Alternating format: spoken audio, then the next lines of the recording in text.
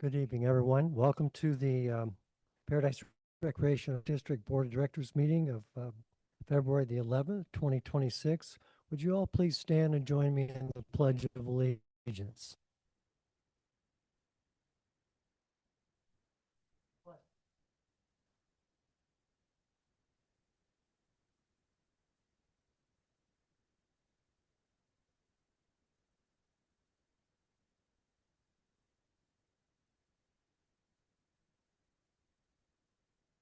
Thank you, everyone. Madam Clerk, would you please call the roll? Director John Stonebreaker, Here. Director Robert Anderson. Here. I know that Secretary Jolene Levy will be joining via Zoom, but I don't think she's currently on yet. Vice Chairperson Steve Rodwick. Here. And Chairperson Alma Green. Here.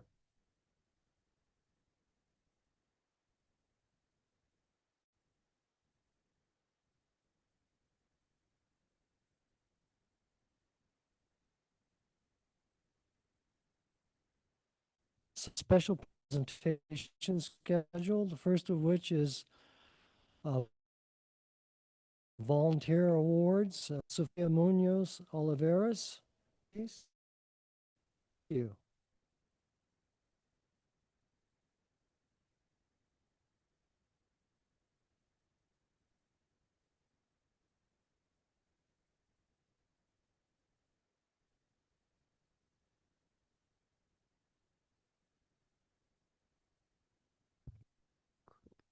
Hello? So is Zoom on or no? Just, okay. Hello, Zoom world. Nice to meet you. Good to see you all as well, and audience. But yes, my name is Sofia Oliveras, and I help with the volunteer program here as a volunteer coordinator and a recreation program specialist. And for today's special presentation, just giving appreciation and recognition to volunteers, all the way to individuals who work directly with me in the volunteer program on specific projects, all the way to individuals who also work underneath other recreation staff as well too. But today I will be recognizing Linda Williams through the Linda Williams Park Kindness Award, dedicated to those who elevate kindness to the next level. Through the volunteer program, stewardship is a very big, significant category. Especially at the end of the day when individuals come out and they dedicate their time to give back to the parks, the community, and overall benefiting us together as a whole as we build together. And kindness can take many forms, and Linda is a shining example of that. She demonstrates kindness not only through her support of the parks, but also in her everyday life with family, friends, and neighbors. And especially over this past year and a half through our Neighbor to Neighbor grant, identifying the fact that your neighbor can be your number one resource in a time of need, disaster, or overall just building connection and community with each other. So that is most definitely a huge one. And Linda has often said, be the change that you want to see.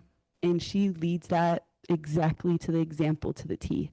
And stuff like that could be priceless. And even if anything, her actions show that day in, day out. And with this award, through the volunteer program, we have recognition, appreciations, and the Linda Williams Park Kindness Award is new of its kind. The volunteer program started in 2020, so also looking at identifying ways to show people appreciation and overall. And with that being said, Linda, if you would like to come up for recognition, and we appreciate you.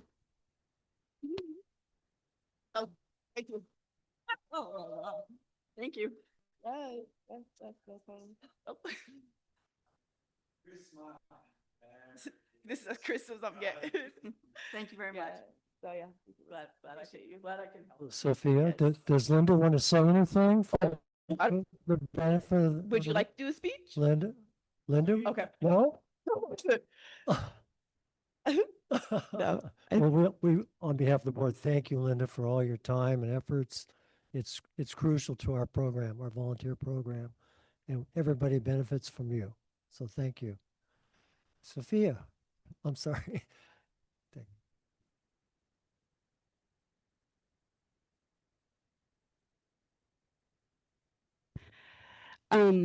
Yes, and then in terms of moving forward, stay tuned just for in terms of discussion and talk and ways that we can build and show volunteers not only through PRPD but just community volunteers from multiple organizations, being able to show them recognition and appreciation. So stay tuned for more discussion and talk on that as well.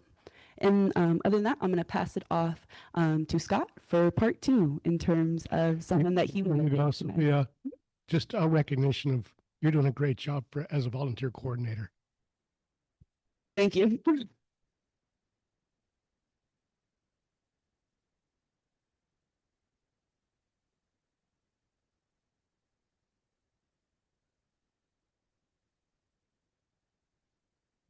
Gosh, my first time at the podium. Hello, everyone. I'm also here to celebrate a staple in our community. Volunteer of the Year this year for the Paradise Recreation and Parks District, Miss Heidi Lang.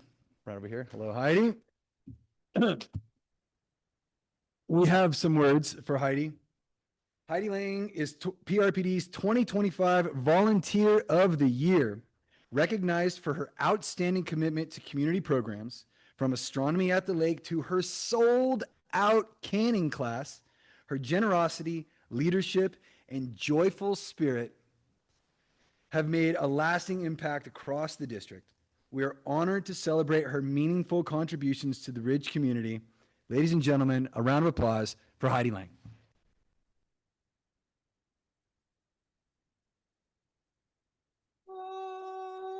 No fingerprints but yours on that. And Thank you. we got pink flowers. I don't know why, but we got pink flowers. And let's take a picture for everyone. Awesome. Very nice, very nice. I don't know if you've ever been at a podium before. This is the chance. I just want to say thank you guys for the opportunity. I've had a really good time volunteering in both of these capacities. I had actually never gone out on a kayak before I tried this just on a whim, and had a great time. Went out and bought myself a kayak, and I think I've only missed 1 or 2 classes since in the last couple of years. So it's been a really good experience, and I love sharing the canning thing. I love that that's a trend up here, and that we've gotten some people out that have never tried it before. Most people decide to just go ahead and let me do it anyways after they see how involved it is, but it's a great time showing them how to do it. So thank you for the opportunity. And I look forward to continuing to volunteer. Well, thank you, Heidi. You are vastly appreciated, believe me. Thank you. Thank you. Have a good night. And I would like to add, with a new, larger commercial kitchen, we could add more attendees to your classes.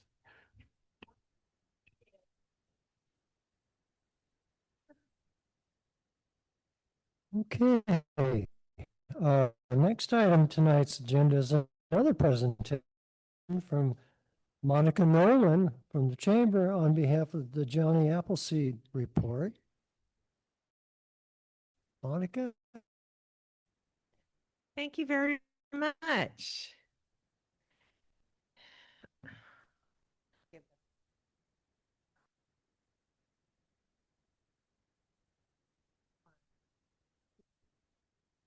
Thank you so much. Well, I'm here to thank Paradise Recreation and Park District for their tremendous support in helping us stage California's oldest harvest festival year after year.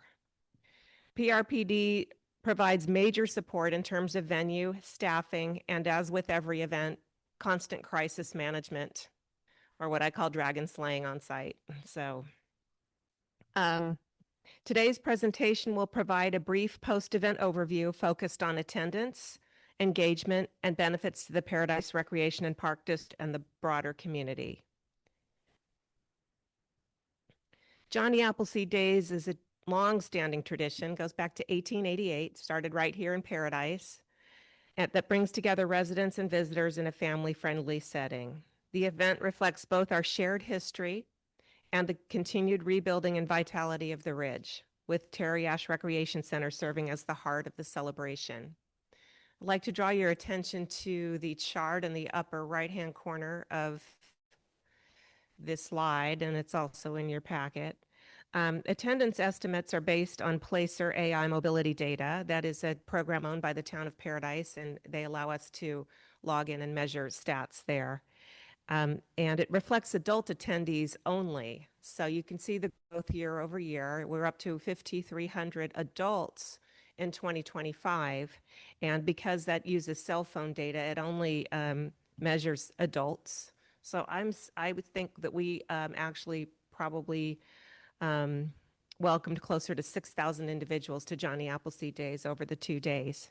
So again, we thank you. We know we're a high impact event, and we so much appreciate your partnership in helping us roll out the welcome mat to Paradise with apple pie right here. Vendor participation remains strong, and attendance continues to show growth, reinforcing the festival's regional draw, which is also extremely important. We can go on to the next slide.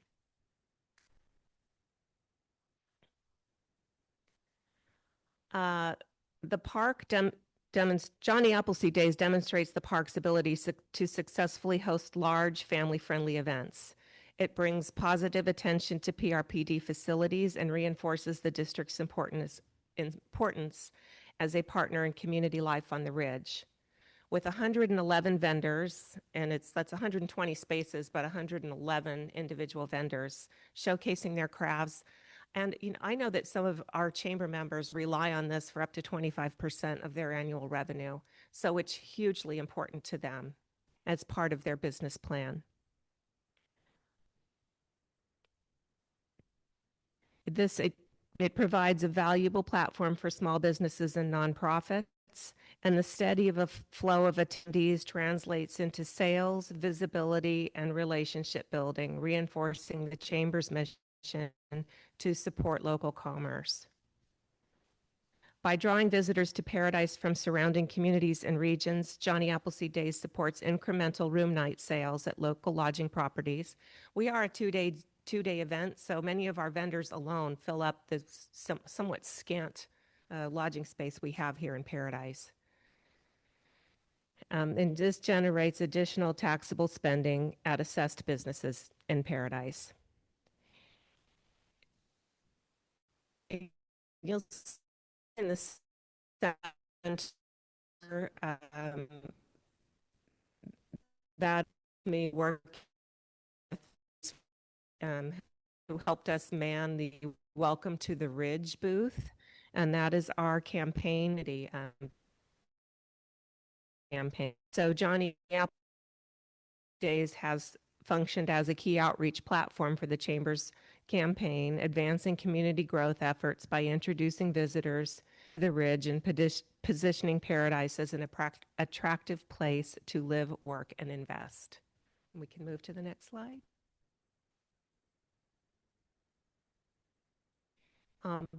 Benefits to the Park District. It showcases the park as a cornerstone and the district as a cornerstone of community life on the Ridge.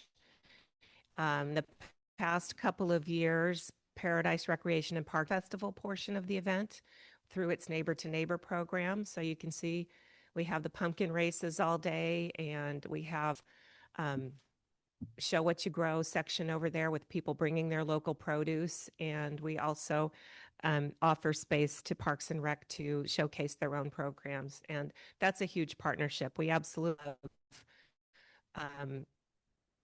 building that part of the fest with them that had been missing for several years, with the oldest harvest festival in the state having somewhat of a deficit in harvest. So we're building that back up with our partnership with PRPD and our community growers. So looking ahead, we're focused on maintaining the quality and character of Johnny Appleseed Days while continuing to grow its positive impact for the community and the park. And go to the final slide there.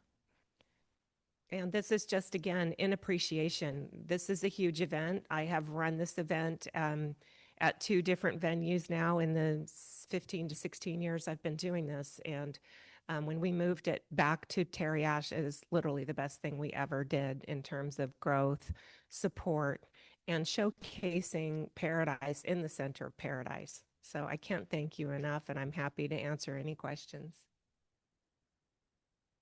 You're able, and well, we couldn't do it without you, Monica, and all the vendors and the volunteers and so forth. It's huge. So Okay. hopefully we can continue this relationship in the future too. All right. Mr. Chair, just a comment and a question, actually. Okay. Comment is, I just wanted to congratulate you on just doing such a great job on, I know our staff really enjoys working with you and it's all organized. And we had a lot of positive things from this last year in particular from vendors and people that participated. Question for you is, what do you see evolving or changing over the next few years, if anything, on the formula you've been doing? I would like to see what it was many years ago with other organizations taking part. There was a center, this is very nostalgic, but married more than 50 years would get remarried at the gazebo as part of the event. One year they baked a giant but to see other organizations really leaning into the event, having a hoedown, doing a cider garden, using the event as a platform to promote the entire town and the entire ridge. I would love to see that. And also our harvest, I think this is the third or fourth year we've been really working on that harvest portion. And we need to develop that more with our local cottage industries and homesteaders and inviting more of the region there too to showcase produce. Now I'm open to suggestions on there. Yeah. Work with me. I'm sure we'll chat, but thank you for that. Okay. Great. Thank you very much. Thank you.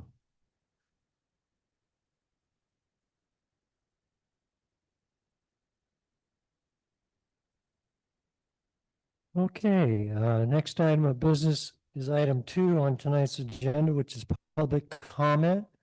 This is an item as required by state law that provides the attending public, if they so desire, to talk about anything tonight with this board that is not on tonight's agenda. Does anybody wish to discuss anything with this board, anything that's agenda related? Okay, judging by the silence, apparently not. So we'll move on. Item 3 is consent agenda, of which we have 2 items on consent. Board minutes of the regular meeting of January the 14th, 2026, and payment of bills and disbursements. Do any staff members or board members have a need for us to pull off a consent and act upon individually? Judging by the silence, then what's the pleasure of the board? Mr. Chair, motion to approve consent agenda presented. Second. Okay, we have a motion that's been made and seconded. And we vote. Yeah. Director Stonebaker, Aye. Director Robert Anderson, Aye. Secretary Jolene Levy, Actually, I'm promoting her to panelist right now, so she'll be able to speak.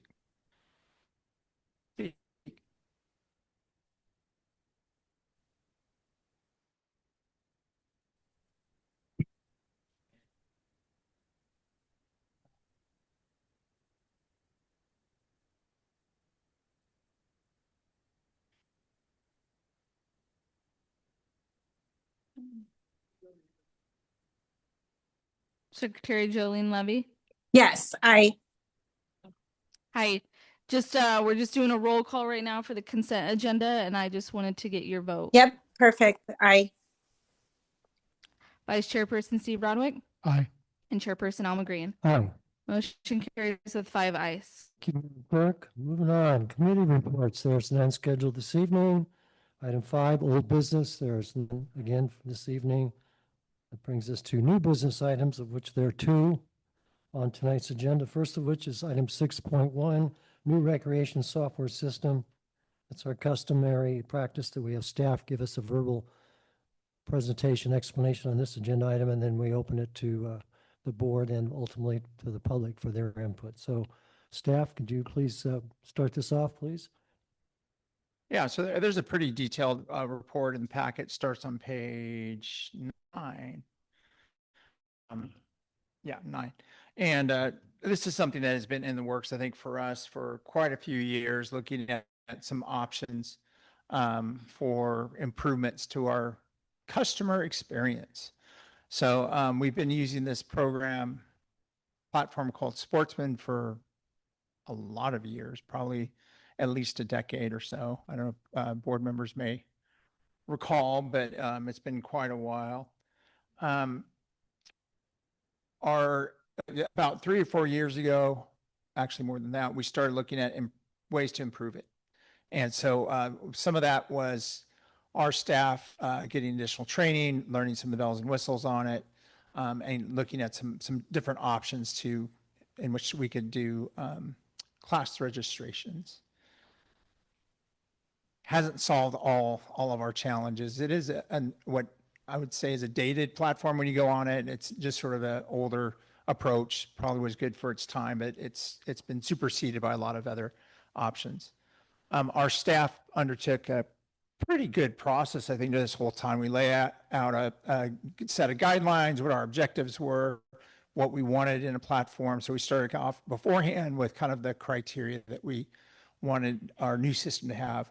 One of the things that we wanted was ability to manage reservations. So not just class platform, but also see if we could do our room reservations and some of those things.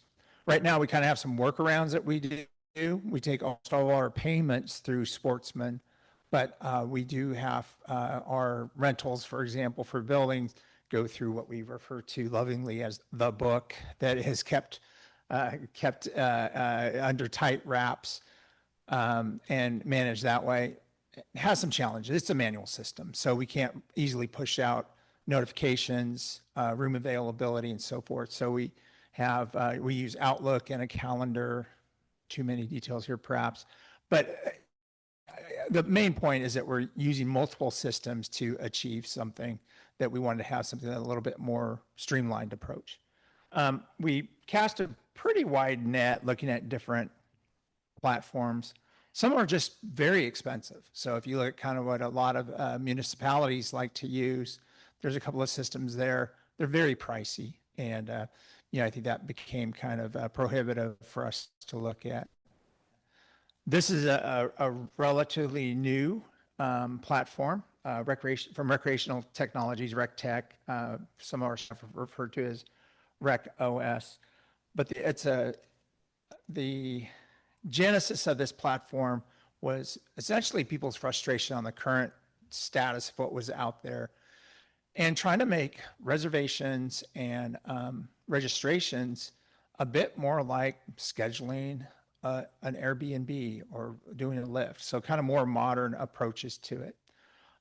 We've had early demonstrations. We've worked out our system, what our overall systems are, and worked with the RecTech OS, our staff on their system. They've actually made some improvements after, I don't know if somebody else made the suggestions as well, but now, for example, they have, I believe it's got integration with Outlook. So our calendars, for example, will match up with that. They've been very good to work with, but to get to like some of the numbers and all of that, we have tonight just some of the costs associated with the shift. There's some one-time costs that are kind of like the startup fees, one-time implementation costs, and then kind of the annual fees that are associated with it. It's more than our current system. Our current system is about, I think, well, it's in the report here, 2,300 every 6 months, about, $5,000 a year. But that doesn't include all the functions that we need. So there's total costs here and opportunity costs of our staff to kind of keep a separate system and all that is, we haven't characterized it, but I think it's substantially more and probably comparable costs when you look at the whole thing. One of the best things about it, I think, is a customer experience. It's something that you could do on your phone at night, 11 o'clock at night, without having to call us and sort of getting a little bit more attention on getting those in there. a lot of this, I'm getting into the programming and the operation side of things because I think it gives some context on how we got here.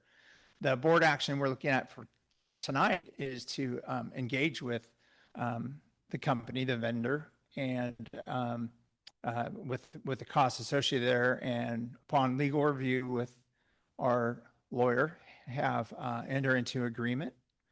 We would love to get it started because there is a clock. They have a timeline that they've laid out. That's essentially about 6 months of a process or more, actually, Scott, right? Scott, 6 to 9 months, I think is what they have. Fortunately, we do have some things that we can do beforehand and line up to kind of ease that transition. Kicker for us is about the same time. We'd like to have it on board with kind of the fiscal year because that's when our contract with Sportsman is up. So we would have to re-up with them. And I think that would be kind of a needless cost if we had 2 systems that are in play during that following 6 months. So we would like to have it lined up, all squared away before July 1st, including reservations for buildings and all of our classes transitioned over there. So that would be a good solid goal for us. By getting the contract authorization for district manager to follow through with it gives us a chance to kind of get that in motion and complete the action in time for the fiscal year. There are a lot of details in here and we could answer some of the questions as well. The agreement is attached and I think we have staff here tonight that could add more details if questions come up on either the technology or our overall process. Thank you, Dan, for that introduction to the background on this particular agenda item and so forth. And I appreciate your comments because you've added some commentary that is not included in the actual staff report that we received as board members. So I appreciate that. I did take the time to generate, I sent them in to staff meeting. And I don't know if the staff's answered questions, but before, hopefully some of the other board members did. I hope they were about all their questions, but let's just find out. And the board members have questions on this agenda item? Online transactions. I know there's a cost associated with online transactions, and looking at the 3.5% plus 30 cents per transaction struck me as a little bit high. I'm not up to speed with regard to the nature of the industry right now, but would our customers, our client base, have availability to pay via credit card in the office, avoiding those transactions? I don't think it's avoidable. We currently have Square, the current system we use that does actually, I think it might be a little bit more than what that is. It's closer to 4%, if I recall right, 3.5%, 4%. Okay, so whether they pay online or in the office via some sort of credit debit transaction, they pay some sort of fee. That's right. Now, I know that a lot, and this happens a lot of times, even just buying food, there's a cash price, there's a difference on that. I believe that there is an option for us to kind of differentiate that a little bit. I know one thing that I was really concerned about is what counts as a transaction. So if we, for example, have a program that we essentially rent the room to ourselves, we want to be able to track it, enter it in the system.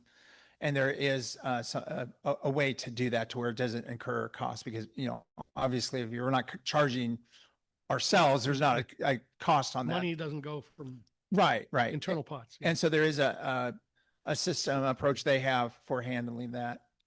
I think right now if they're using a credit card, there's not really, and I'll look to staff, maybe Christy, you could answer this, or Jeff, on the credit card amounts. I don't think there's any workaround on it. It's just part of the fees. Okay. And always, if they pay cash or check, there's no fee. Right. Okay. Do I have that correct, gang? Why don't you, Scott? Director Roderick, did you have any other questions? Okay, I believe Director Stonebreaker, you have. Yes. So it appears that staff has already engaged with this vendor. Is that correct? Not on a contractual standpoint. We've engaged with Right. them. Yeah. So So contacted their, business development side. They've actually given us some good demonstrations.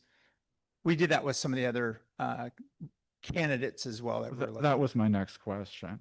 Okay. So there wasn't any sort of formal RFP process, but you have looked extensively into this vendor and competing software vendors and have chosen this one for our consideration. Yes, and I think because it wasn't a formal RFP, I won't mention the vendor's name, but I think one of them that's very common that I mentioned is very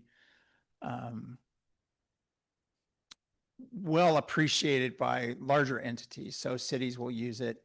And I believe their quote when we got it was about 30,000 a year. Oh, higher. Scott, why don't you use your microphone and just say what the dollar amount was?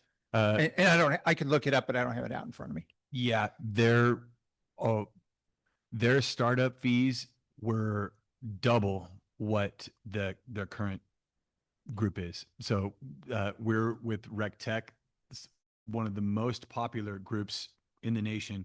It's double just to get started, and then almost double per year what we've got right here. So there's much more expensive options out there that don't seem to hit the need that we have for the customer experience. Right. Well, it seems as though, given on the bracket that we are being placed in, transactions between 100,000 and 5 million per year, we are paying for a bracket whose other clients will generally be larger and have more needs than this district. So a bit surprised by the notion of $335,000 per year being transacted over this platform, which exceeds the budget for all program revenue, which includes things like, pool passes and other things that wouldn't have been paying here in cash or into the book. So I think that's probably a bit high. And I did find a browser that was able to render the vendor's webpage, and I am extremely concerned about their so-called architecting of this entire platform with AI, or so-called AI at the core. That I sort of consider this to be like adding tetraethyl lead to motor fuel, in that it makes something that is already questionable, black box software in general, even more of a concern.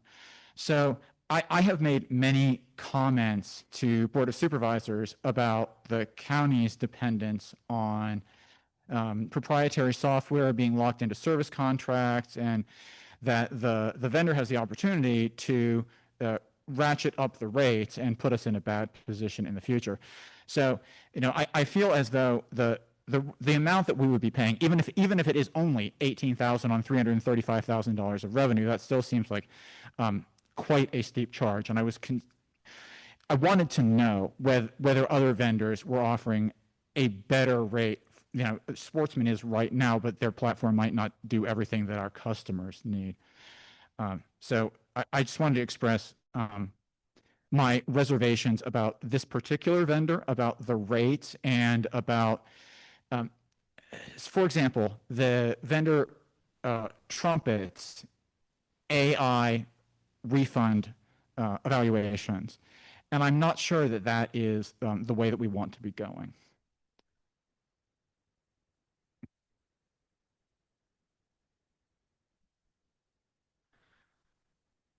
Mr. Stonebreaker, I appreciate your attention to detail, especially as a coder. I like this language that we're speaking. One of the things that I was keen on discussing with their sales team is the difference between the HTML that our current software system is using and the next generation software. They have a hybrid model. So one of the things that's neat about this software is the decision points are essentially speed bumps and or roadblocks that then are they're initially categorized through AI, and then they're put into a queue for personnel and staff to make the next recommendation. So nothing is completely automated unless we choose for it to be so. And especially for the first couple of years, we want to keep our foot on the brake as our staff get up to speed in educating the public. I felt like this group had a very, very good job of straddling the lessons learned from HTML based coding, AI as integrating components, but it's still built by humans. And because I also have a similar distrust on all things AI. So far, they've been very responsive with answering questions of the nature of like, hey, all AI? And they're like, no, no, no, no. You have decision points that can be authorized by staff at every turn if we so choose. Does that address the question?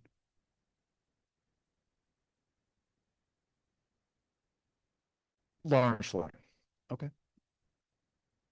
You know, one thing that I think we've experienced with them, and it's a little bit different, right? We're talking to the folks that are trying to get us sales on it, but the idea that there is sort of that the platform is engineered to be flexible, and like Scott says, that there's decision points. So the impression with some of the AI information is instead of getting next day roll in with a stack of refunds on a canceled class, that it be placed into some baskets for the person, so they can have it more sorted by this class, the swim class that was canceled because the pool's closed, or whatever system it was, or organized.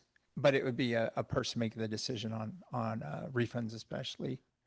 I think one of the other things that, in looking at some of it is interesting to me. I try and think of the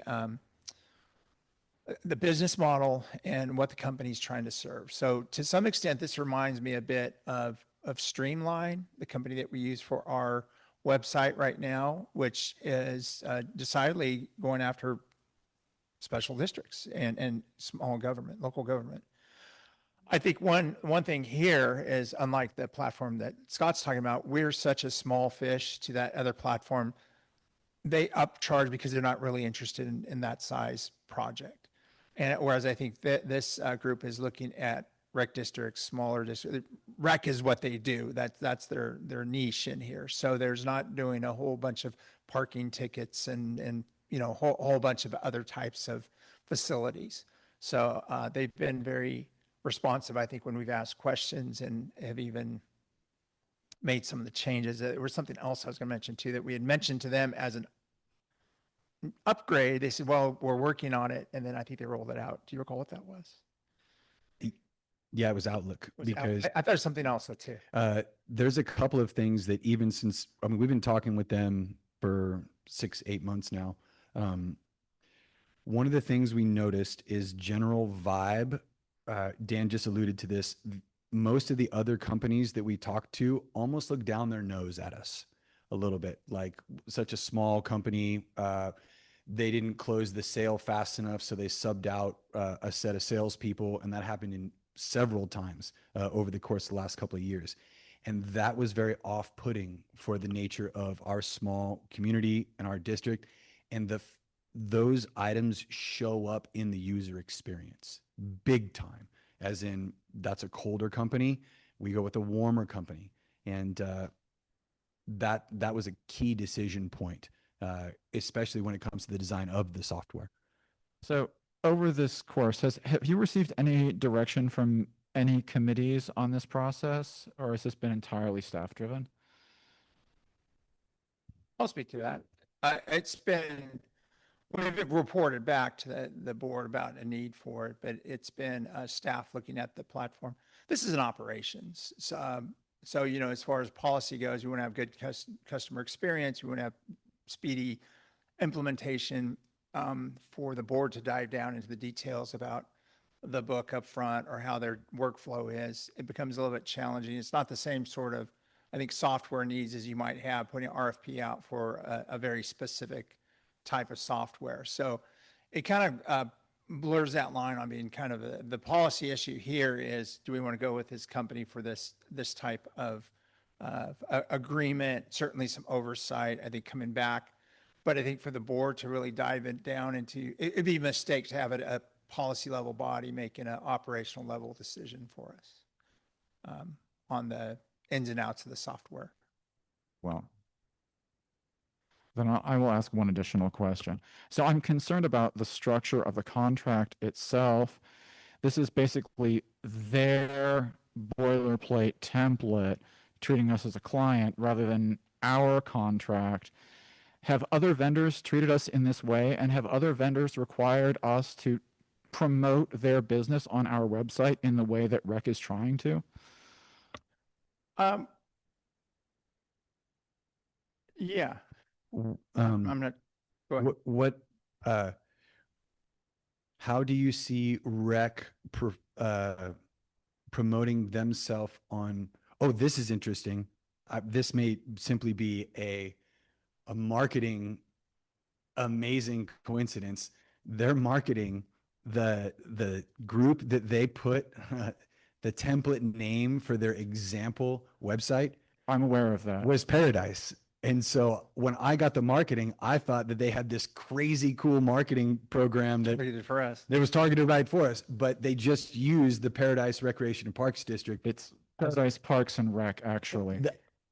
Exactly. And technically, I spoke with them. It's not, it was, they just picked a name. They just happened to have picked a name. So that felt a little kismet. But in looking at other sites, I did not feel that they were marketing themselves on the website. And we did have a conversation with them. One of the offerings they have is to put plaques at any of our fields with QR codes on them. And that's where I saw that they had Rec Tech very, very clearly noted that, hey, we're the ones that are providing this thing. I saw that. We're not going to go with that direction because those just seemed really expensive and something that we could produce here in town or even in-house. Okay, right. So to clarify, I'm looking on page 20 of the packet, Schedule 3, Client Marketing Obligations, direct link from the city website. Client will include direct links to the Rec platform on relevant sections of its website. I can speak to that too. That's a pretty common practice on most websites that I think even some of the ones we could go to here, our PRPD website at the bottom of it, it's a powered by Streamline. That's the extent of what their marketing talk. Thank you. Pleasure. And I would say if there's particular questions or concerns, that would be great to send to me because I think there are some things, some of that obligation there is like they want to draw a line that they're not doing the marketing, that they're providing a service that's facilitated by their platform. And I think as Scott pointed out, a lot of these you see on the bottom, it's powered by GoDaddy or, whatever companies providing that web hosting. I think this is kind of that level of marketing. It's not like Rec Tech first. People are using that and then they happen to see it's that platform. But if there's particular concerns on that, I think there'd be, would certainly carry it forward and see if there's what our attorney thinks and then what their response might be. Have the basic components of this program, just the bare nuts and bolts has been presented to office staff who will be using it on a daily basis? And have you feedback? And so what our process was internally wasn't just, we didn't want a simple, presentation to sway us. We actually had different representations of the organization. So for us, it's front desk staff. Yes, they're the front line on it, but it's also scheduling our recreation staff, scheduling the classes, what room it's going to be in, what type of response we might need. And so there was quite a few comments we had, for example, from our maintenance staff that wanted to be able to look, instead of having the sheet that may or may not be updated, have it be on their phone or be able to print out information about it. Another, I think, great benefit to us and our instructional staff is we often have, well, tonight's a good example. Most nights we have after hours classes, and it's really difficult for the instructors to get a roster. So who's supposed to be in that class, who's paid? And so if somebody claims that they paid or they enrolled, but it's not on the roster, it makes for awkward conversations for our instructors. This also has a benefit in that the instructor can get their own login, see what classes they have, contact information, and so forth. So there's some benefits there, and that's more the sales part of it. But I think as far as like the overall system, we've had discussions about what our system is, how we laid it out, and then kind of to see how these other platforms match up with it. lengthy answer to your short question. And we can also incorporate non-PRPD venues with regard to this, like McGilly Community Center. Yeah, I would say that, and also things like one of the things that we would like to have as on our working with school district, for example. They've had some good examples of areas where the facility, pickleball facilities, for example, might be owned, operated by somebody else, but the rec district provides classes there, or they have an open gym, or, you know, a league night.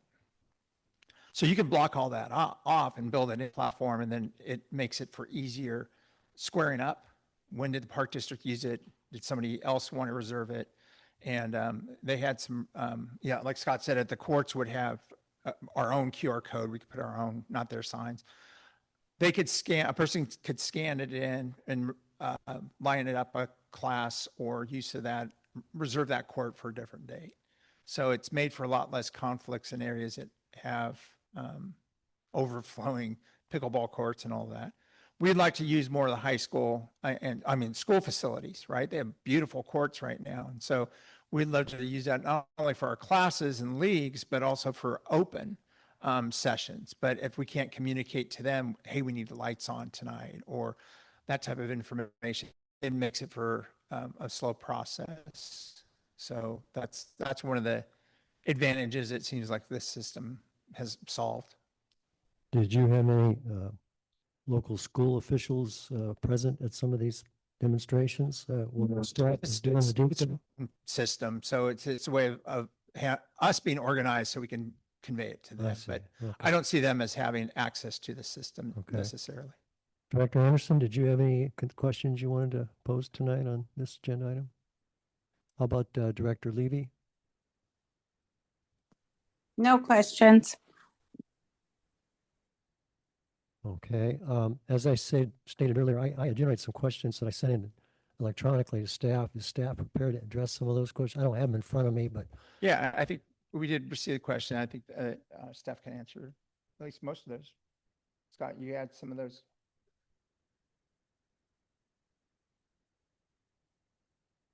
well, while Scott's coming in, one question I did just for the staff is that, and this is just a generic question, is was this potential expenditure planned and identified within our fiscal year budget for 2025, 2026? We have a budget for, not this particular, But yeah, my Sovereign, question is, but- was this contemplated at the time you formulated yes. that one particular line We up? didn't know what the cost would be, but we did. Understood, but Yeah. that's all I want. I just want confirmation that that was something you had in mind for this fiscal year. Okay. The other questions, I think, I can't remember them all, but there was something about this agreement document that I'm not troubled by it, but I was just really interesting. You know, the name of this firm is Rec Tech, or whatever it is. And yet, when it came to the fee schedule part of the agreement and looking at Schedule 2, the asterisk really caught my eye when it says list prices for cities transaction revenue in the millions between 1 and 5 in order to identify the rec platform. Why are we being compared to cities? I don't understand that. Let me answer that. Yeah. So I think this is a boilerplate. I understood. Standard, That's why I was yeah. troubled by that. And hopefully you already dialogued on this issue and you're kind enough to share that with the board tonight.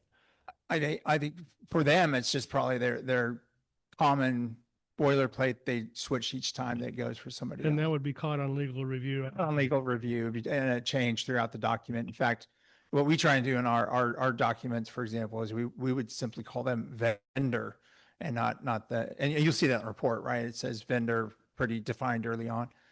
That's just kind of how they did it on here. And I'm sure our legal counsel is very good at catching those, and they could do universal change. That sounds helpful. But now related to that, just bear with me, Scott and Dan. How does this vendor identify what constitutes revenue for a client such as us? I mean, I have my impression of what's revenue, but I don't know what they used. or dialogue with you on. I mean, for instance, I don't think it's fair to count as revenue the interest bearing that we have based on fire victims trust, Yes. payments and so forth, that type of thing. Scott could probably confirm this, but it's based on the program revenue. So that was self-identified for us, which is pretty easy right now because it's either going to be a sportsman in the sportsman system or it's in our budget, that line item. So those are pretty simple. And you'll see that there's broad categories on what the fees are, and it's percentage. So if we happen to have a year of low revenue, you pay the same percentage, but you're not paying as much as you had a high revenue or kick into a next year. So gentlemen, correct me if I'm wrong, but our revenue based on programs doesn't even come close to $1 million. So why are we in that bracket per their Yet. agreement document? Now, I Yeah. know not yet, but I'm just posing a question, just bear with my ignorance, but I don't know that they have a tier much lower than where we're at. Is it- As in like the next tier down, they're not aggressively chasing I guess you would say there's not a lot of districts smaller than us. Yeah. So if I may, looking at page 18, I believe that's written as 0.1 to 0.5 million or 100 to 500,000 in revenue, which is a plausible bracket for our revenue through this program. Yeah, I guess putting it, Yes. Agree. I also Yeah. misread it on my first attempt. I guess, oh, go ahead. the $12,500 annually for the first 3 years as it relates to what our current expenditures are. And thanks to Dan, he explained that our system we use now, plus the external systems to make everything work, is pretty comparable to what they're wanting to charge us. But I just want to hear from you folks how you negotiated that on our behalf. There was no sticker shock for comparatively, especially when we held at I guess you'd say the keen filter for each of the groups that we sat in front of was ease of use, was capturing opportunity costs, in that we lose so much in having a system that was, and to speak a little code jargon here, it's built on old internet bones, and old internet bones run and integrate with software systems completely differently, bog them down, and essentially make it so frustrating that people would rather show up in person to take the transaction. And what we heard, especially one of the features of this software that was a huge selling point, was that it took a lot of the things that were old bones built and updated them to the 21st century and beyond. So for example, waiting lists and automatic notifications, that's something that teeters the line on AI. Though old HTML systems could build that in, now the operating systems on phones and with the ease of simply thumbprint information inputting, like Dan said, simply measuring the amount of time it would take to find and then book something through our old system is excruciating compared to what people are used to now, which is they want an Airbnb. They want to find it. They want all the details right there. They want to push a couple buttons. The phone will implement all of their information, and then it's done. Specifically for us, swim lessons has always been a challenge because they fill up in the first 20 minutes, hour. But because we had some people showing up here to sign up at the same time as people booking online, there were 20 people in line, but a significant portion of those seats were filled up because people could book them online. Whereas now this system differentiates, and you can get on a waiting list, and you know where you're at on the waiting list, and you can get an automatic, a system generated is probably a better term, a system generated notification, whereas we didn't have those capacities in the past. So we can process more registrations more quickly and more effectively, leaving the front desk to take care of what I think they're best at, which is interacting with people. So that was one of the big one of the, and just to mention, like those rates are very broad, those categories. So I think we're in the right tier, sitting right in the middle of it.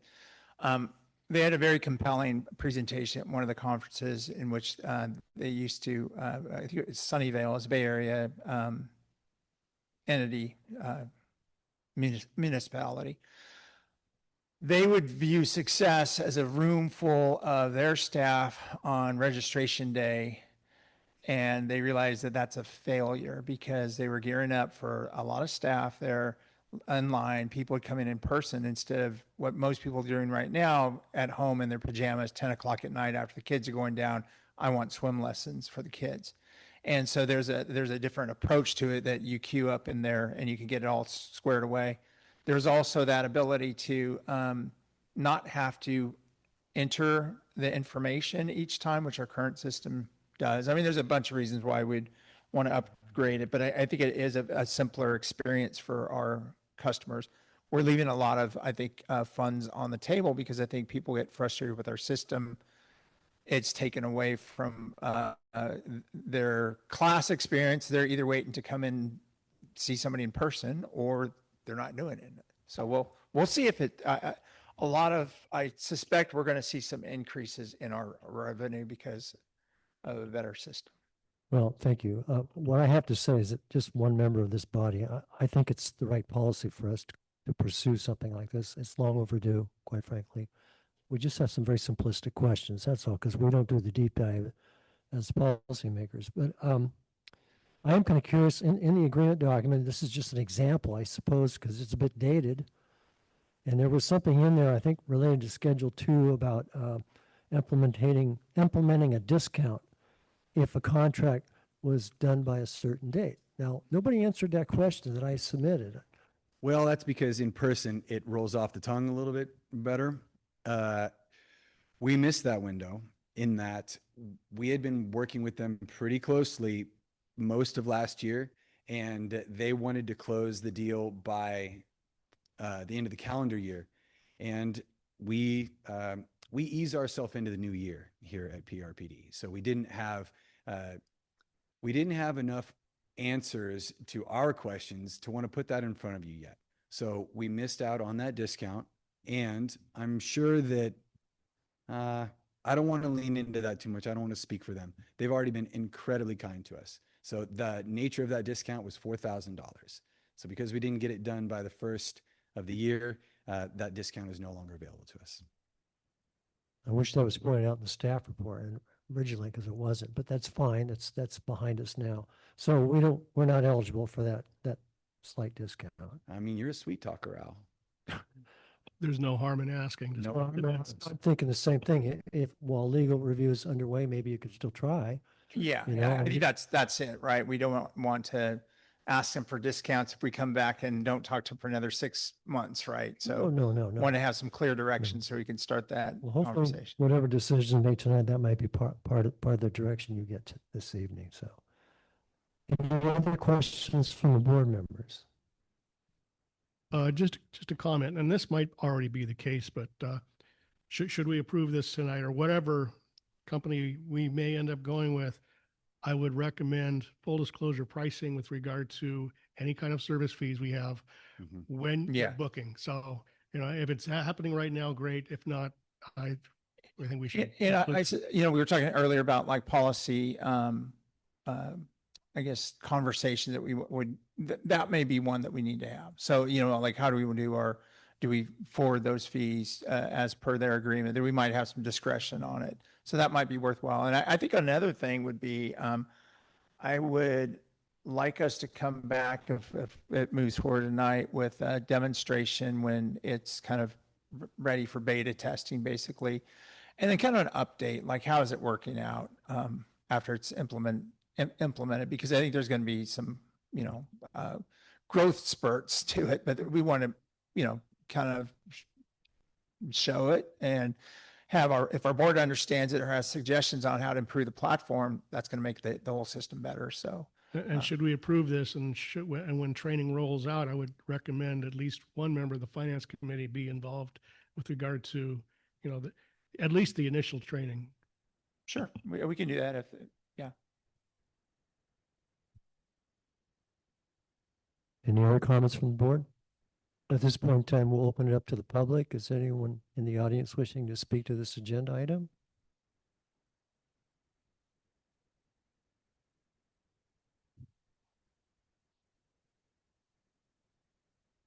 Well, judging from the silence, I guess not. So we'll bring it back to the board.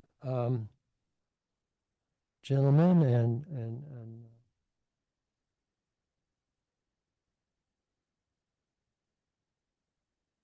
I would like to say that I trust that staff has looked into this and that it will probably make their lives easier and save staff hours. I'm not certain yet. We don't have the information on whether it will also provide a better customer experience. And I think that that's what staff has managed to do tonight is express the way in which this will say, even if the vendor is charging too much for their product, that it will save staff hours in the office.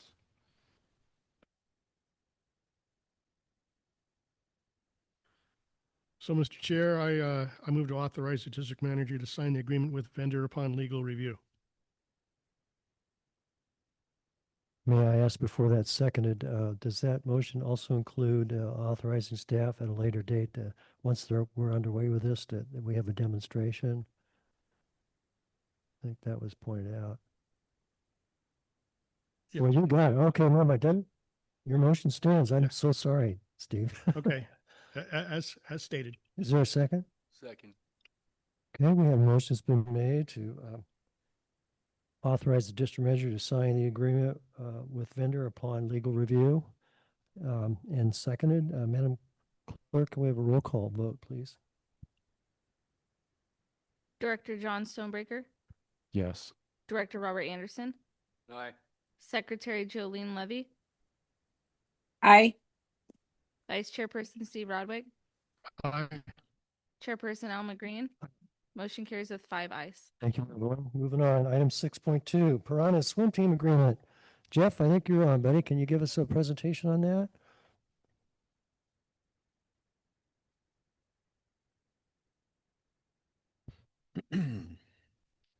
So yeah, basically what this is we were trying to update the swim pool agreement with the Paradise Piranhas. It's similar to contracts you've seen before. In fact, it's exactly like the one that you just passed last year for the Home Tech Charter School and the Paradise High School. The changes in it reflect, besides the term, the changes in fees are raised from $6 to $10 an hour, and the not to exceed amount from 6,000 to 8,000. Like I said, that's the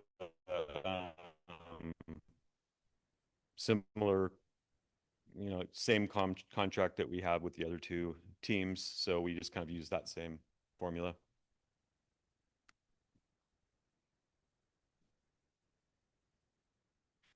So is anyone representing the Piranhas available? Because in 21, I was able to present for the contract that was up that year.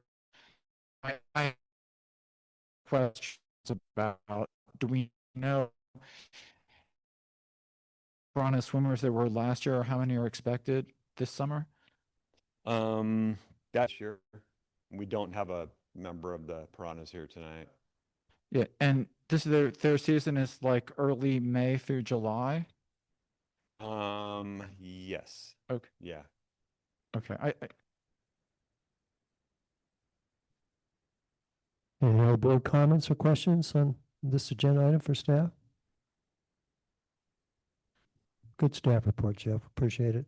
Appreciate what you and the pool manager's been doing the last few years with the Piranhas. They're coming back, Post camp fire. Yeah. Really nice to see.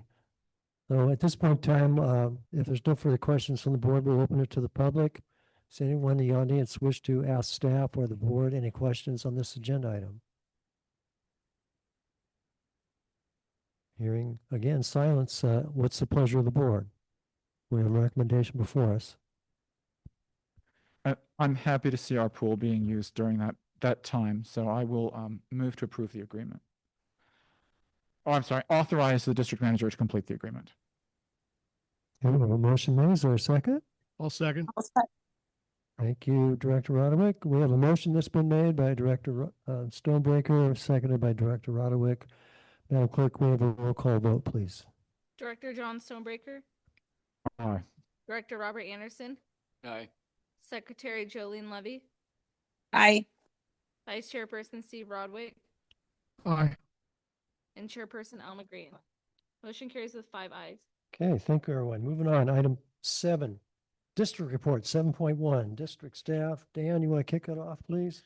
Yeah, and I'm going to be, I know we have a couple of items in closed session wanted to address, so we'll be pretty quick on this. I just want to do some quick updates. One being the Yellowstone Kelly Trail bike path. Got information from Horsemen's Association and from Director Stonebreaker on it.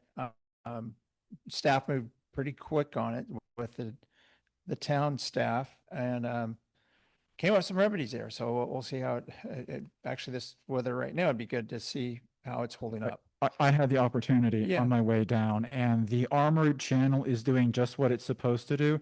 There's still ponding water within the arena, so this hasn't solved the entirety of the problem, but it has significantly ameliorated the problem. So well done. I was there on the 22nd, 9 days after we had our conversation with town staff, and Matt Warner and a crewmate were in the process of building that armored channel. So again, thanks to town staff for working with our staff and getting right on this promptly. Yeah, thank you. It's good to hear. Thanks for that report today. Just an announcement. I think Director Roderick is aware of it, but we have a ad hoc assignment alternate for the Paradise Arts District. There's a typo there on capitalization, but that's Mary Belfay did that role before. So another endeavor to keep on the list here. Yes.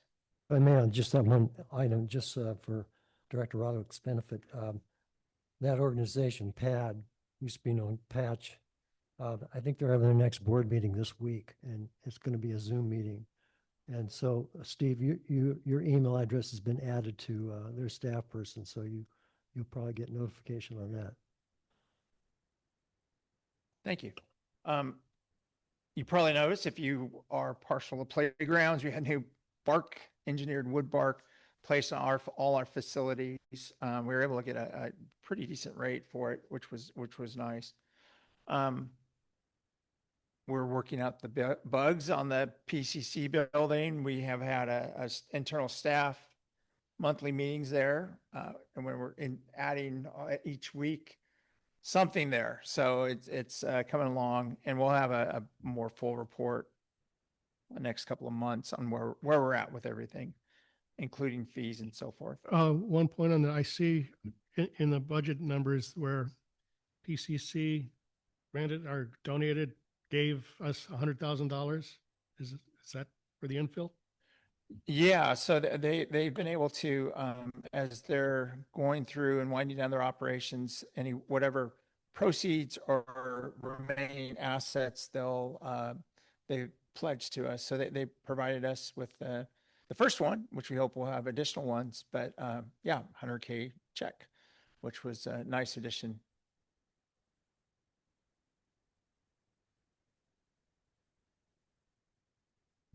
Says the spring and summer activity guide has been completed. Yes. Have they been made? Are they available? They went to print, right? Oh, I'm just because I Yeah, overheard. go for it. They went to print. I think it's about 3 weeks. They sent a hard copy of what exactly it'll look like, and I think the go ahead was given. So 3 weeks. Maybe tack on an extra just in case. Thank you.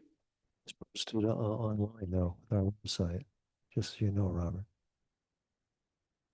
Yeah, and I should mention this. What we're going to shift to next couple of years is going more, I'd say almost magazine style on it. So it may not be the kind of like what you think of as kind of a traditional class schedule for university back in the day, but more of a highlighting of certain things. And so I think you're going to see that trend happen over time. And a few of the programs may just have simply a QR code, because I think people like having the paper there in front of them. But if they're going to dive into the details and register, send them that way rather than reprint it where it could be prone to mistakes on there. So I think we'll take a look at that. Waiting for feedback too from the community. So a lot of places have gone away from completely paper. I just don't think that our community is ready for that. So it's nice to be able to get that something in hand that they can look at. Oh, I got some news here on our hoop shoot winner here went on to win the regional contest, which is fantastic news. I think there was a picture. Is there a picture in there? Did it make it in there? Yeah, Scott, just if you could bring that up there. So he's all smiles, even winning our competition, not even the regional one. Oh yeah, no problem. It's just nice to show. I was going to mention on the Elements program, we are working on kind of finishing up that project with current funding, but trying to explore some options and how do we continue that. And it may have some different configuration in the future, different funding sources, but I think we have a staff dedicated to try and preserve that and keep it moving forward. So we'll keep you posted on it. A couple of good volunteer events. Sophia, great job with your efforts. By the way, I don't know if you want to highlight any Doom the Broom or anything coming up here that you need some more help. Yeah, come on up. The Hope Plaza is looking spectacular. Oh yes, the Hope Plaza. Still last touch-ups to do though in terms of Rebo Paradise doing that final mulch layer on top of it as well too. Oh, there's the hoop shoot. Yes, that's awesome. And that was at national or regionals with? Oh, the local one. Okay, nice. Okay, nice. But yes, and one thing I just wanted to highlight was the past Doom the Broom out at Paradise Lake this past Saturday. I wasn't able to attend. I was not feeling well and I had some medical items to take care of. But Butte County Fire Safe Council, they partnered with us as well on that one, especially because it also was a neighbor-to-neighbor opportunity through California Volunteers. So most definitely much appreciated and shout out to them because they were able to lead it and with additional staff as well too out there. They had about 12 Doom and the Boomers out there with a mix of California Climate Act, oh my bad, the Triple C, so California Conservation Corps. A lot of these acronyms get me, as well as having some Boys and Girls Club members out there. And it went great as well. And the next Doom the Boom will be coming up in March 7th, and that will be at Billy Park. So the partnership in terms of Dooming the Broom with Butte County Fire Safe Council to provide the education and knowledge of invasives in our area and just how best to combat them, while also being able to, not necessarily us, but Butte County Fire Safe Council has the weed wrench lending program. So individuals can then continue onward as well too to work on their own property, neighbors' properties. They were fortunate to catch good weather last Saturday too, so that was nice to see. So Yes. good. Thank you. You're welcome. I had a field trip day that they did the Hope Plaza planting, so I was able to drive by a very energized group out there on a beautiful day. So looked like it was going great.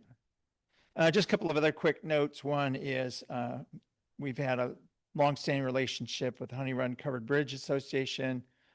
On behalf of their board, they sent a request for us to look at the ownership transfer property. So we're going to kind of kick off our MOU that we have. Well, not kick off, but get it in motion. We have an MOU with them to look at exploration of that and report back to this body by the end of the fiscal year. So we'll be expecting our working with an ad hoc committee on that on a couple of meetings that we will schedule coming up here. Have some different notes here on various projects we got going. So including Lake Ridge Park, we're having continued conversations with Chip on utilizing part of their property that's set aside for either reserve, some play areas for us, which may reduce some of the costs on cut and fill and create a tighter footprint. I think there's an advantage there. We are going to bring a couple of things back to the board here. This, by the way, if you're looking at your packet, this is page 30. So looking at our exercise on value engineering, I think from the very start, from the very start, we knew we would need some additional funds to bring the project to fruition, but that escalated with kind of COVID and construction cost overruns throughout the industry and all that. So we're assessing that needs, but I think our approach will be to issue an RFB, request for bid, on the park aspects of it, and then have the building and some associated other amenities that will be subsequently bid out later on in the year. And so we'll start that conversation. We had a conversation years ago now with Oppenheimer on potential funding options, financing options for the district. So we'll ask them to come back and kind of refresh those numbers and that information so we're versed on it.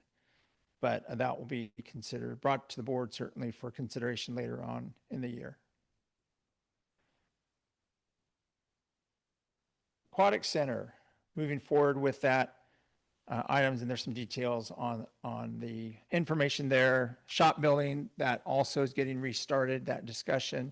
And we're going to have kind of another meeting coming up the next couple of weeks here to hone down what we want on the facility. We've worked out a good approach with insurance company. I'm hoping it's a good approach on what's going to be considered covered and what will be considered code and required code changes, and then some additional district amenities that we might want to add, some options. So that will be exciting to see that move forward. Any update with the extra property? It was a no. Yeah. So that's what's kind of contracted us back to our footprint. And so we're going to move forward with what we have. And it'll be very similar, I think, to what the board, our committee saw, Rec and Park Committee saw a few weeks ago when we looked at different configurations on the site. But we're going to select one of those and kind of start working through the design and share that with that updates with our Rec and Park Committee.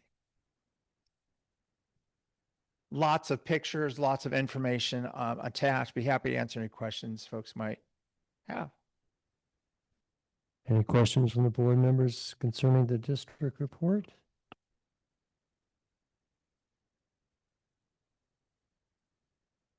Sounds like there's no question. So any questions from the audience on the district report this evening? Apparently not. Okay, moving on. Pool report. Jeff, I don't know if you need to get up or not. All the board members got a copy of this pool report. Did you have any questions on the pool report Sorry, after? Mr. Chair, I forgot something here. Christy, we were going to discuss the grants. Do you want to review that? Yeah, let's do it. So that was something that I had. Oh. Yeah, I know that was a request to have it in here, and I would hate to be remiss in leaving it there without any discussion. So I thought it'd be worthwhile to have Christy walk us through the ultra fine print that is on page 49 if you want to follow along. But Christy gives some high level details on it, and I won't steal the thunder about, yeah, okay. She has some good news.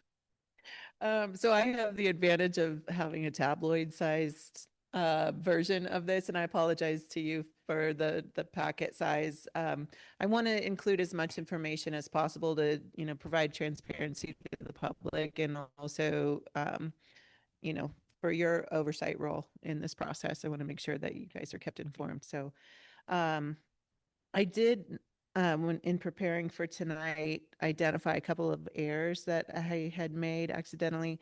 On row 7, it's the California Department of Parks and Recreation, the per capita grant. I have the resolution number wrong. It's pretty inconsequential, but I just want to be transparent about that. Also on line 13, the Elements grant, it's the Youth Community Access Prop 64 grant. I have that it is to be completed by March 2028. That's very incorrect. Actually, that grant term ends on February 28th, 2026. So a couple weeks. So those were important. That one is consequential. So I did want to point that out. Some good news. Thank you, Dan, for not stealing the thunder. You'll notice on the state park grant, the per capita grant for Lake Ridge, and the Rural Recreation and Tourism grant under the reimbursement request outstanding. Those were received on Monday of this week. So that's $300 and almost $94,000 total that you'll see reflected in the grant income by next board meeting. So that was very happy news. The state has been extremely responsive. I sent in the reimbursement request and grant status update before the Christmas holiday, and we already got the check on Monday. So pretty fast turnaround. Unfortunately, some of our grant agencies are not very responsive in that way, or they, for example, the Elements grant, every time I seek reimbursement, which has been 4 times thus far, it's a really arduous process. It's equivalent to getting an audit, which is good, because we have all the documentation and whatnot, but it does really slow things down in getting the funds reimbursed. Just as an example, I started the 4th reimbursement request in July, early July. It was kicked back to me.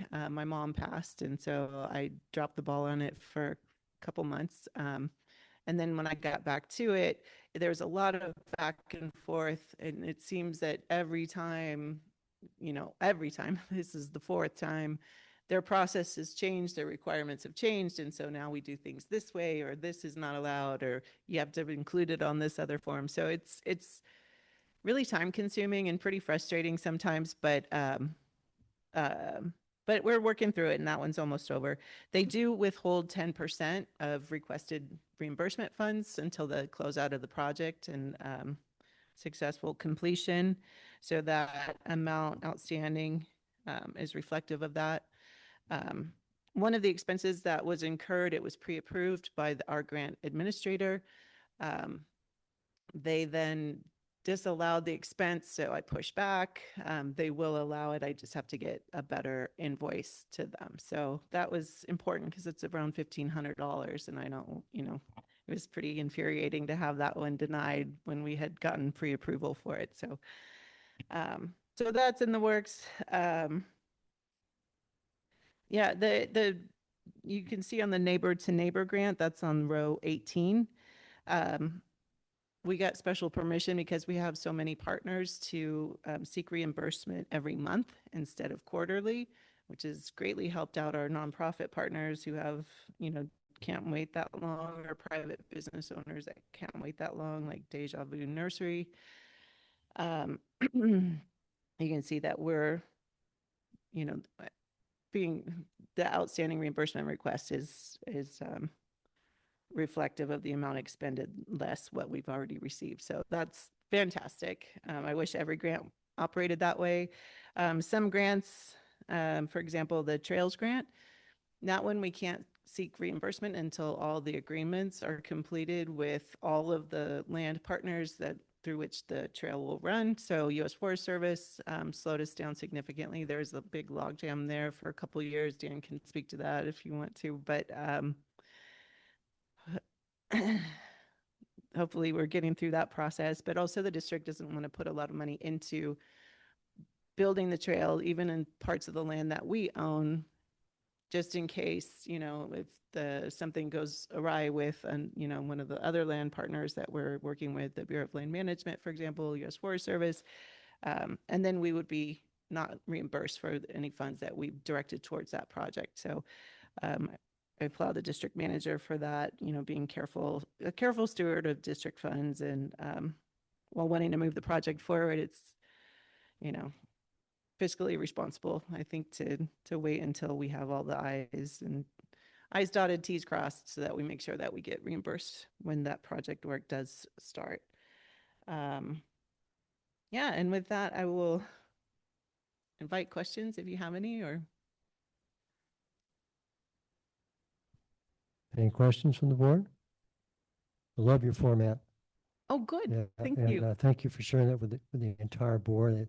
You and I had a recent discussion on this, and I like this format. I like the idea of trying to be transparent, not only for us, but for our citizens too. And I did make a suggestion while dialoguing with Christy, and I'll leave it up to the staff if they want to pursue it. But she indicated to me that you're striving to do this on a quarterly basis, this particular update. And my response to that was, that's all well and good, but maybe only twice a year to the full board, but in the other quarters, share it with some of our standing committees, for instance, so they can have more of an in-depth discussion if necessary, relative to either finances or just timing on projects related to the grants, that type of thing. That's up to staff if you want to do that or not. Yeah, but- we had a chance to talk about it. I think what might be helpful is some of the grants that folks on finance, I think especially, makes logical sense that we could go through some of the details there on particular challenges, I would say, on particular ones, or, if something's lagging a lot on that or hasn't been expended yet, like she mentioned, the trails one, we can dive into that at the committee level. I think that would be a good place to share those details. So that might be something I think we're considering to put on maybe not this upcoming one, but a future one, to just take that table, and if somebody wants to dive in and look at some details, we can do it, but also give an overview so people are familiar with what the grant's intention is and all of that. I would welcome that information being presented to Finance Committee and have the opportunity to deliberate and possibly give it some direction to staff. Anyway, I thought that was worth showing. And thank you again, Christy, for giving us this report tonight. Now we move on to the pool report and this is information only, right, Jeff? This is something you do annually on the pool report, so.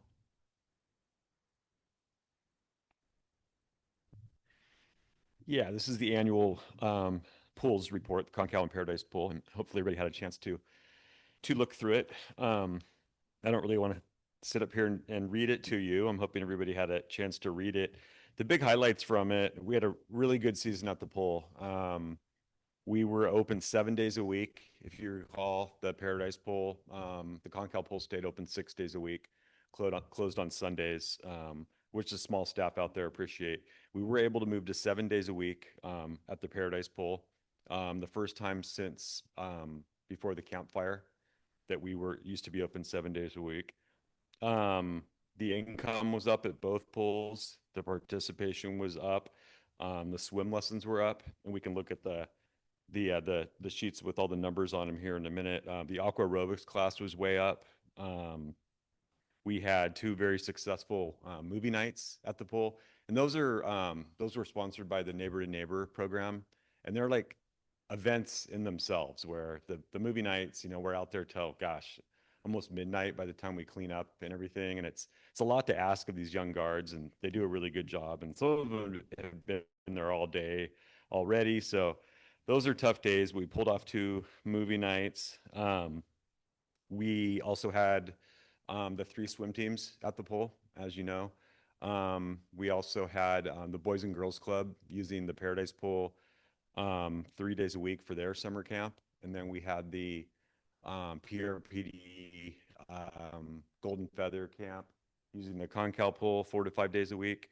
And some of the smaller camps that Scott runs, the week-long camps, came over and used the pool. So lots of different groups. We had no closed days, which is the first in several years where we had no days where they, with bad air, smoke, even rainouts or mechanical equipment failures at the pool. We were able to avoid those this year. And we had very few injuries. We didn't have any serious injuries. We didn't have any, we had very few accident reports that I saw, and very minor things. As I mentioned, the Paradise Pool going open 7 days a week under the programming. There's the overview and then programming and participation.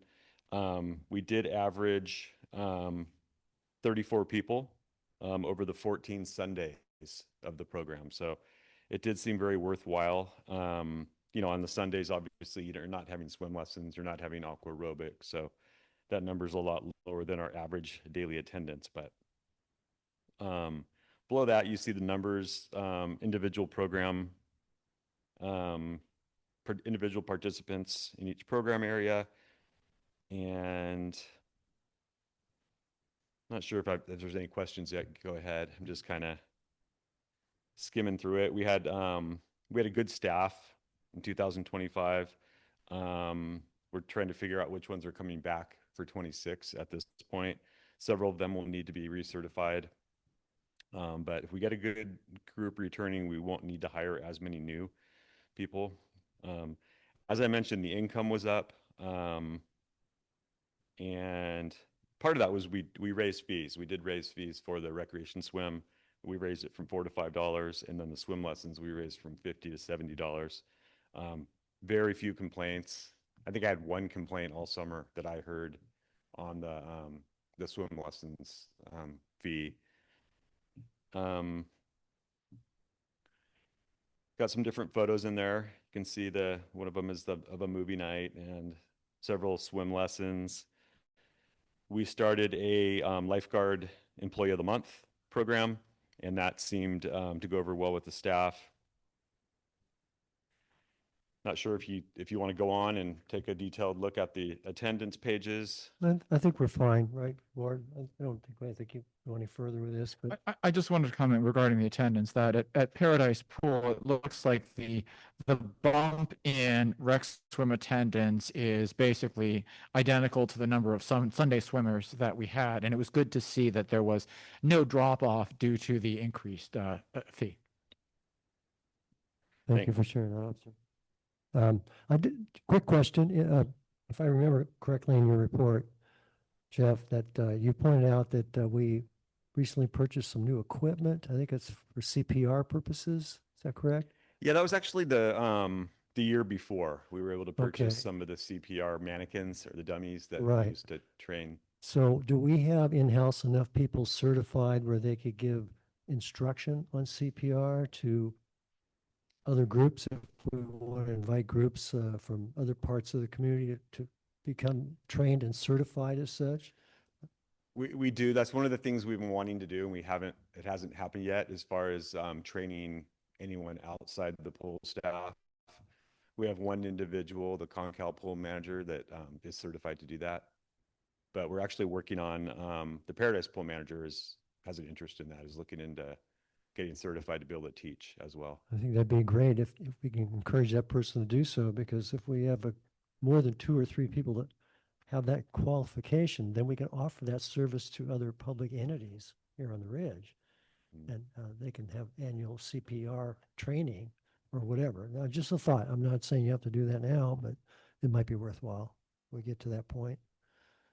Good report. Thank you very much, Jeff. I do have one suggestion, if you will. I think I mentioned this last year, a year ago.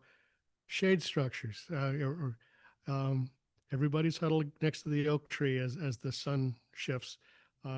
Might be a good idea in both pools. I know Concal is just nothing but sun, maybe an umbrella or two, but shade structure I think would be welcome. They could do a shade structure, but then they put a ping pong table Under it? right underneath it. So At the Concal pool. We do have a few pop-ups that we put up, but that's kind of limited, so. Yeah, something maybe on a semi-permanent basis that people could get out of the sun. Just a suggestion. Well, I'm just wondering, once we have the old rec building that we lost in the fire, once that's in place, the newer building, I don't know if it's close enough proximity to the pool area, but we could maybe attach some shade structures to that building, perhaps. I don't know. You know, one thing that, and if you think about where the pool is, there's that one area in the back that's well shaded. And for camps, that's used in that. So and it's more corralled to keep the kids kind of corralled in there. In reality, that the pool, I think for that approach, I think we want to look at the whole thing because it's kind of limited on what space is. And so we wouldn't want to have a situation where, it interrupts any view shed from the lifeguard standpoint. But, I know, Jeff, maybe you can speak to, I know that for camps that is high priority real estate, that area in the back, just because it's shaded and we could put some tables in there. That's right. Yeah, that's used when there's camps. They use that back area that Dan's talking about, or rentals, birthday parties and whatnot. We don't usually just have that open on a daily basis. It does kind of track some grass and debris into the pool from people's wet feet going back and forth. So that's, in my opinion, one of the reasons we don't always have it open. Yeah, even maybe like just a 2-chair, 4x6, pergola would probably be welcome to a lot of people. Is this a typo, or did Amelia not do any lifeguard training last year? No, she did. She was the one who trained our guards. Oh, over here. Yeah. Ah. Yeah. We've always done it over here. The pool over here is heated, and when we do it, it's usually early season, so the Concal pool's still a little cold. Mm-hmm. I did want to ask with regarding the 2026 fee schedule. It says recommended, but there's no board action here. This is a staff decision, right? That was last year too, the recommended. Right. So last year we were told that it was a staff decision and not a board action. So I just That was a board action. I asked about that and it was not. I think it was informational. We did bring it to you guys what we were talking about doing and why. Right, and we understood, and we saw why it was in the handbook that was being done that way. So when this says recommend, I'm just clarifying that this is not a board decision. There's no action to be taken here. This is for information only. Yeah, that's right. And there's no difference other than pool rental. I think is the only one that's different. Everything else is the same. There's no change. But just in a way that it says recommended. I just wanted to make that clear tonight. Thank you. Welcome. Thank you, Jeff. Okay, I think we're at a point in our agenda tonight where we need to go into closed session. Closed session related to two items 8.1 and 8.2. Pursuant to section 54956.8, we're going to go into closed session and discuss potential interest in real estate negotiations related to park expansion within our district boundaries. Item 8.2, and pursuant to section 54956.9 D4, we're going to discuss expected initiation of possible litigation. So at this point in time, we're going to call the board into closed session. So thank you, everyone.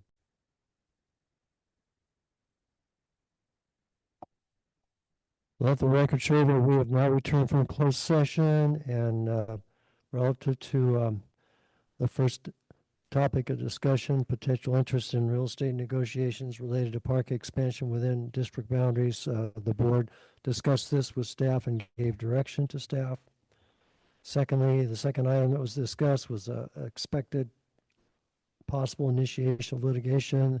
Upon concluding its discussion on that matter, the board also gave direction to staff on that matter. So we're now back to open session. Next item on the open session agenda is the board comments.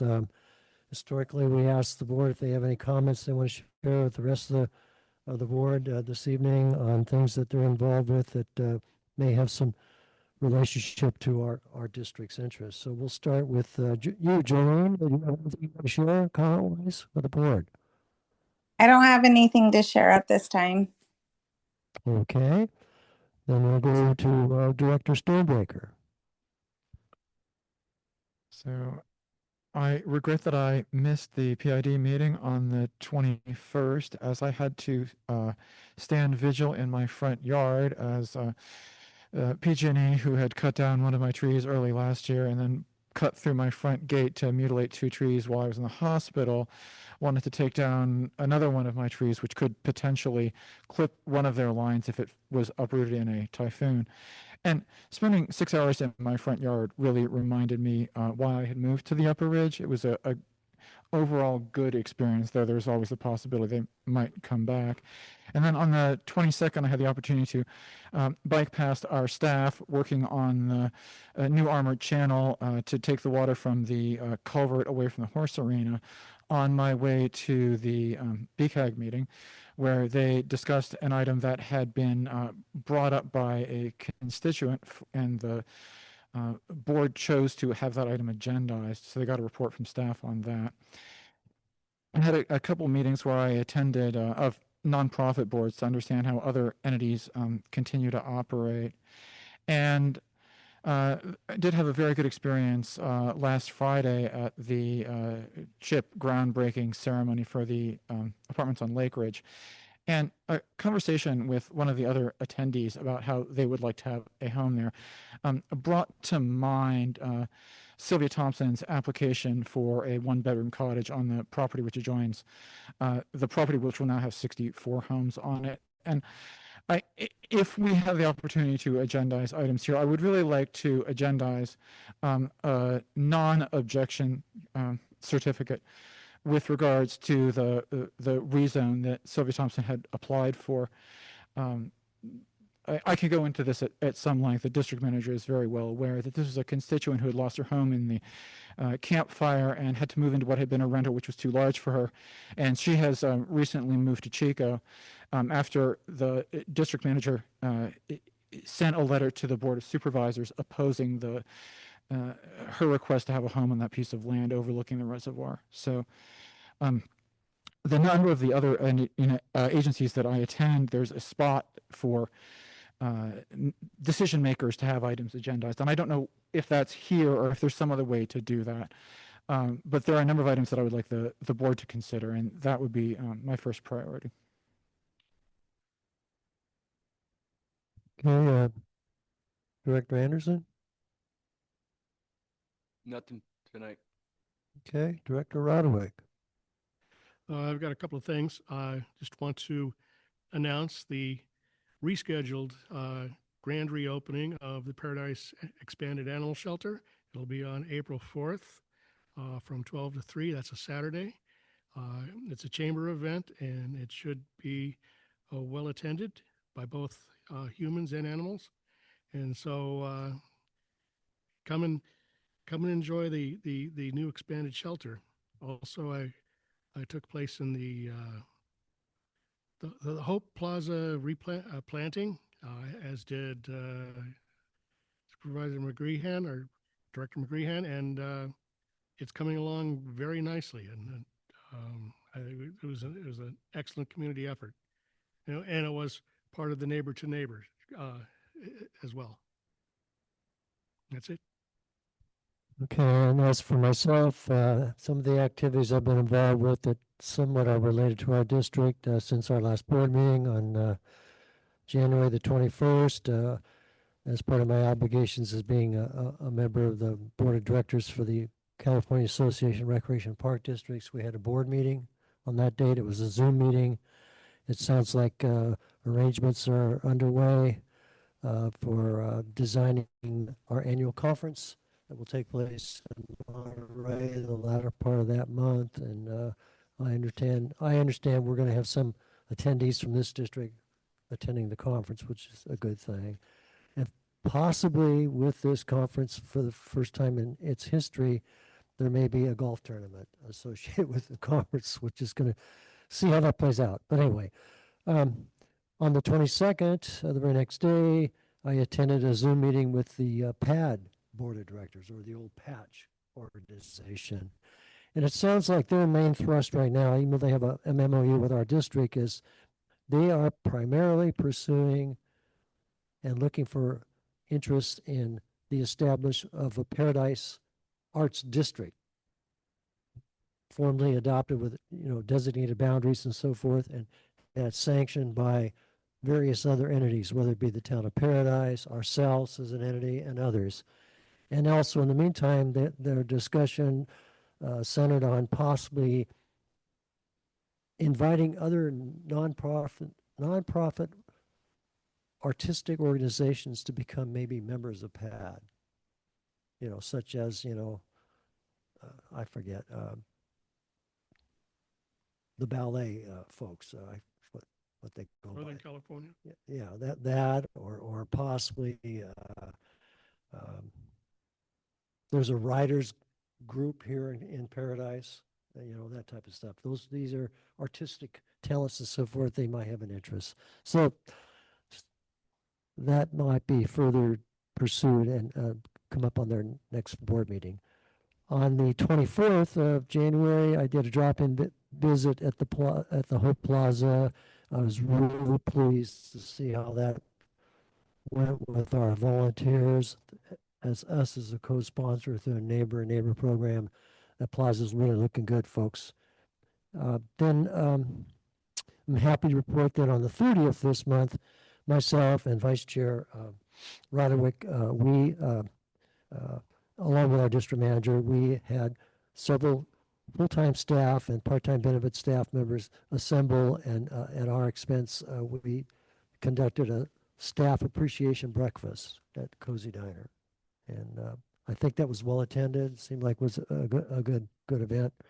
Last but not least, I too, along with Mr. Stonebreaker, was really pleased to last Friday to attend the CHIP housing project groundbreaking event, and it was really great to see so many different people from different organizations I learned a lot about how they were all involved in various ways on this. So it's a good feeling overall. So that's all I've got.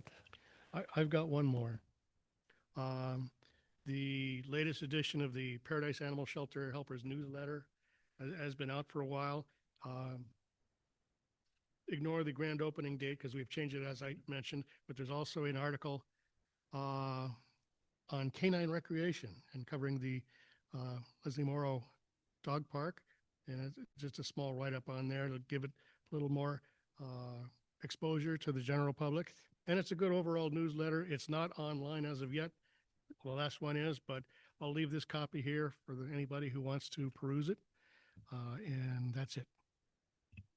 Thank you, Director Roderick. Before I formally adjourn, I need clarification with the board's concurrence. When we adjourn to our regular meeting in March, it's my understanding that the March meeting is not going to be an evening meeting. I believe that is one of the months that we recently adopted with a different time. Is that correct, Madam Clerk? Correct.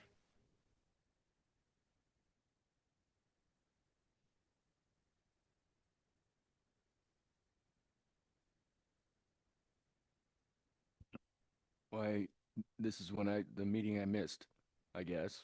Yeah, you missed it. So. We set an Why? entire calendar of meetings for the entire year at the last board meeting. And that was in our packet, was in your packet too, no, you didn't attend. And the board concurred with that. We're going to try that. And we're going to have a couple meetings during the calendar year that will be during the daytime. See how that plays out. Actually, it's 3 meetings.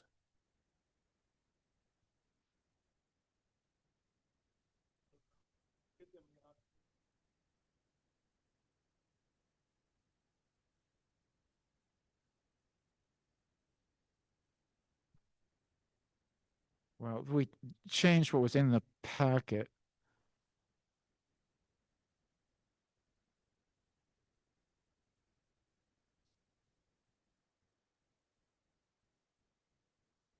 The report says 2 p.m., but I also recall that I thought we We have a board 3 members changed it. So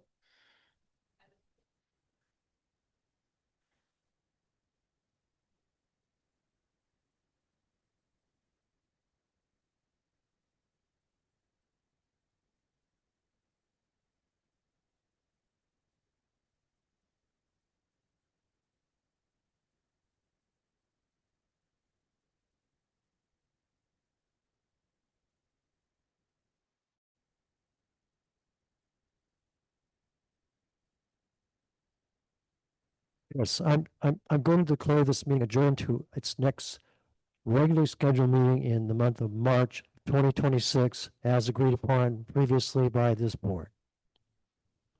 Sounds good. Thank you.